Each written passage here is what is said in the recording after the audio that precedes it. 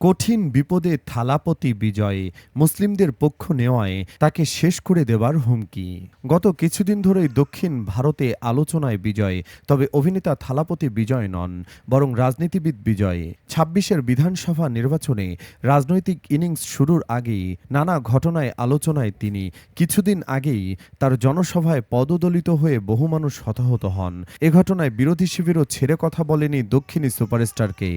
এমন আবহেই দক্ষিণী তারকার বাড়িতে বোমাতঙ্ক, ইমেইলে বাড়ি উড়িয়ে দেওয়ার হুমকি পেলেন থালাপতি বিজয়। হুমকিতে বোমা ফেলে নেতা অভিনেতার নীলাঙ্কারাইয়ের বাড়ি উড়িয়ে দেওয়ার কথা উল্লেখ করা হয়েছে।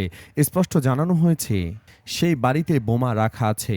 খবর পেয়ে ঘটনাস্থলে ছুটে যান বম স্কোয়াড, তবে গোটা বাংলো জুড়ে খানা তল্লাশি চালিয়েও কোনো বোমা পাওয়া যায়নি। পরে পুলিশ জানায় এটা ছিল ভুয়া হুমকি। এ ঘটনা নিয়ে এখনও কোনো বক্তব্য দেননি বিজয়। এদিকে বোমাতঙ্কের পরেই তামিল এলাকা ভেট্রি কাজাগম দলনেতার নিরাপত্তা বাড়িয়ে দিয়েছে তামিলনাড়ু পুলিশ। বাড়ির বাইরেও মোতায়েন করা হয়েছে বিশাল পুলিশ বাহিনী। যদিও বিজয় নতুন নন, সম্প্রতি দক্ষিণী ইন্ডাস্ট্রির একাধিক তারকা বোমা হুমকি পেয়েছিলেন। সেই তালিকায় নয়নতারা, তৃষার মতো অভিনেত্রীদের নামও রয়েছে। নিজের সমাবেশে পদদলিত হয়ে প্রাণহানির ঘটনায় গভীর শোক প্রকাশ করেছিলেন তামিলাকা ভেট্রি কাজাগাম টিভিকে দলের প্রধান থালাপতি বিজয়। অভিনেতা থেকে রাজনীতিক বনে যাওয়া বিজয় সামাজিক যোগাযোগ মাধ্যম এক্সে লিখেছেন, আমার হৃদয় ভেঙে গেছে, আমি অসহনীয়, ভাষায় বর্ণনা করা যায় না এমন যন্ত্রণা ও শোকে কাতর। কারুরে প্রাণ হারানো আমার প্রিয় ভাইবোনদের পরিবারের প্রতি গভীর সমবেদনা জানাচ্ছি। হাসপাতালে চিকিৎসাধীনদের দ্রুত আরোগ্য কামনা করছি। এদিকে বিজয়কে নিয়ে দ্রুত ষড়যন্ত্রের কারণ নিয়ে চারদিকে তুমুল আলোচনা হচ্ছে। অনেকে মোদির বিরোধী দল বলেই এত কিছু বললেও কেউ কেউ বলছেন মুসলিমদের পক্ষ নেয় তার কাল হয়ে দাঁড়িয়েছে।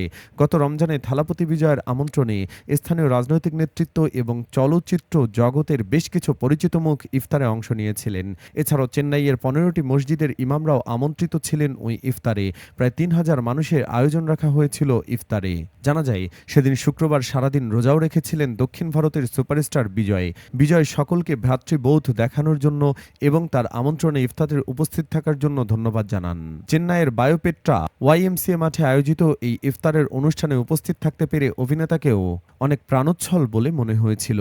অভিনেতার একটি ফ্যানপেজ থেকে এক্স হ্যান্ডেলে পোস্ট করা একটি ছবিতে তাকে আমন্ত্রিত ব্যক্তিদের সাথে সৌজন্য বিনিময় করতে ও দোয়া করতে এবং ধর্মীয় রীতি মেনে তাদের সাথে ইফতার করতে দেখা যায়। আগামী বছর ২০২৬ সালে তামিলনাড়ু বিধানসভা নির্বাচনে অংশ নিতে পারে বিজয়ের নতুন দল তামিলাকা ভেট্রি কাজাগাম বা টিভিকে। ওই নির্বাচনে এককভাবে প্রতিদ্বন্দ্বিতা করতে পারেন বিজয়। থালাপতি তার নাম নয়, ভক্তদের ভালোবেসে দেওয়া উপাধি। এর অর্থ সেনাপতি। রূপালী পর্দায় মৃদুভাষী, ঠান্ডা মেজাজের অ্যাকশন হিরোর এমন আক্রমণাত্মক ভাষণ সবাইকে যেমন স্তম্ভিত করেছে, তেমনি তার সমর্থকদের মনোবল করেছে আকাশ ছোঁয়া চাঙ্গা। নানান সমাবেশে নিজেকে বনের রাজা সিংহর সঙ্গে তুলনা করে বিজয় বলেন, সিংহ সবসময় সিংহ। জঙ্গলে অনেক শেয়ালসহ অন্যান্য প্রাণীও থাকে, কিন্তু সিংহ থাকে মাত্র একটি। সিংহই জঙ্গলের রাজা। সিংহ জানে কি করে টিকে থাকতে হয়।